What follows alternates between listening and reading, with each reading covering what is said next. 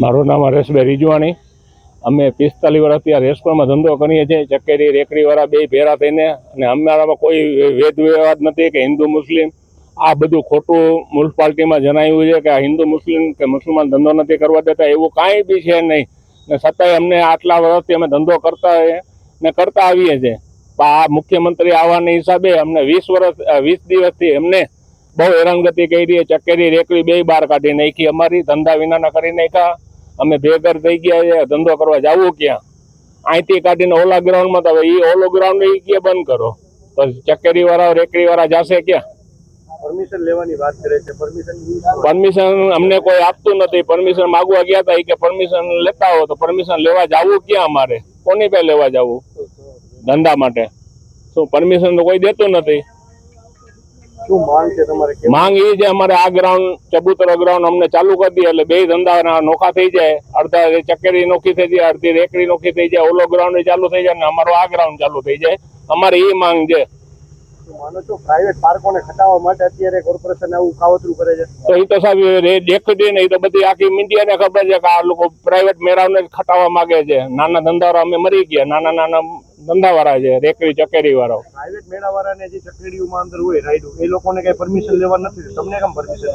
કેમ કે અમે નાના માણસો છે એટલે એની હિસાબે અમને બહુ હેરાનગતિ છે.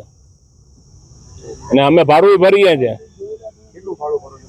રેકડીના 500 ને ચકેરીના અલગ અલગ માપ ઉપર, સાઈઝ ઉપર છે. ક્યાં વિભાગમાં ભાડું ભરો છો? મ્યુનિસિપાલિટીમાં. ભલાભાઈ ખખા. ભલાભાઈ, શું કહેશો? ચકેડીને લઈને વિવાદ સર્જાયો છે. વર્ષોથી આ લોકો રાજકોટના ચબૂતરા પાસે રેસકોર્સમાં ચકેડી લઈને બેસે છે. હવે એમને ઊભા કરવામાં આવ્યા છે. શું કારણ? કોર્પોરેશન અવારનવાર કોઈ પણ સરકારી કર્મચારી આવતા હોય તો એ હાલતા અમને રેકડીવાળાને ચકેડીવાળાને અહીંથી હટાવવામાં આવે છે. કોઈ પણ જાતની માહિતી આપ્યા વગર કે આજે તમે ગ્રાઉન્ડ ખાલી કરી નાખશો. એક દિવસનો સરકારી કાર્યક્રમ અને 8-8, 10-10 દિવસ બધાને હેરાન કરવામાં આવે છે.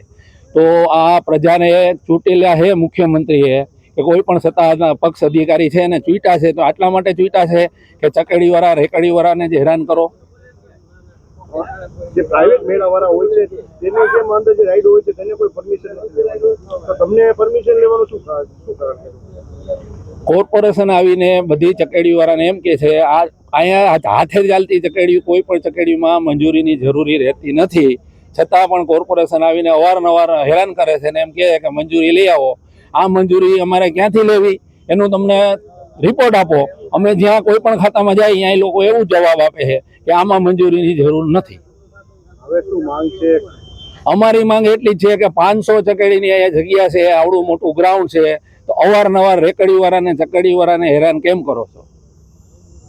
મારું નામ દેશ વિશાલ કનેલાલ છે. હું અહીંયા 4-5 વર્ષથી ધંધો કરું છું, પણ છેલ્લા થોડાક સમયથી આ લોકો રાઈડવાળાને બહુ જ હેરાન કરે છે. સાંજ પડે છે ત્યારે બંધ કરાવી દે છે. તો અમારે જવું ક્યાં? રાઈડ લઈને બહાર રાખી તો 12 વાર હેરાન કરે છે, અંદર રાખી તો અંદર.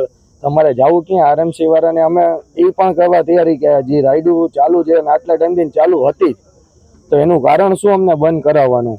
ને અહીંયા બધે ધંધો હિન્દુ મુસલમાન બધે ભેગા જ કરી છે. એવું નથી કે કોઈ મુસલમાન અમને હેરાન કરે છે કે આ વ્યક્તિ હેરાન કરે છે. અમે અંદર રાજી ખુશીથી બધે ભાઈઓ ધંધો ભેગા જ કરી છીએ.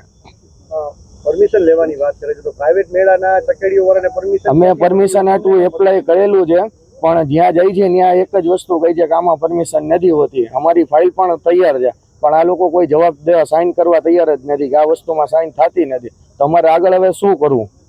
હિન્દુ મુસ્લિમને નામે પણ વાતો કરે છે. હા, હિન્દુ મુસલમાન કરે છે આરએમસી માંથી. પણ અહીંયા તો અમારે કોઈ બધે હારે જ ધંધો કરી છે, કોઈને તકલીફ છે જ નહીં. વેકેશનની સિઝન છે, અમારે અત્યારે જવું ક્યાં? ને છેલ્લા અઠવાડિયું છે ને અત્યારથી એમ એ લોકો કહે છે ગ્રાઉન્ડ ખાલી કરી દો, ગ્રાઉન્ડ ખાલી કરી દો. અમારે રાઈડો લઈને જવું ક્યાં અત્યારે?